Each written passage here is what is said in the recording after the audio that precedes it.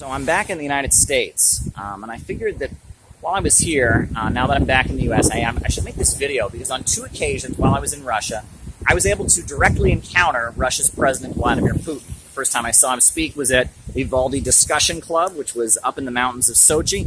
And the second time that I saw him speak, I was at the World Festival of Youth and Students. It was the last day, and the students were presenting their research to their president. And I mean, not all of them were from Russia. Different students from around the world were presenting their research and what they'd come up with at the festival to President Putin.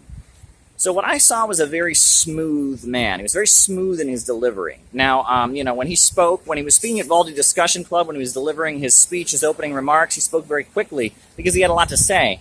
But when he was speaking to the students, he spoke very slowly and very calmly. But both times he had this smooth delivery, just this way of talking that was very, very crisp and precise. And I will say also that what I also saw was this is a very, very well-educated and informed man, a man who has done years and years of study and research.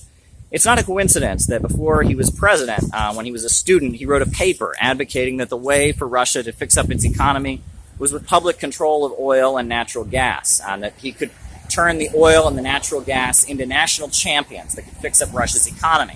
Well, he wrote that as a student, and then as president, he did it. He used Gazprom and Rosneft and made them into these gigantic oil and natural gas companies that could kind of reboot Russia's economy. Russia was just an economic mess in the 1990s, but under the Putin presidency, their economy has vastly improved, and it's mainly because of theories that Putin developed when he was a student studying at the university.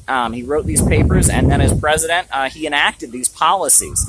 Very educated, very well-informed man. It was quite an interesting occasion to see him speak.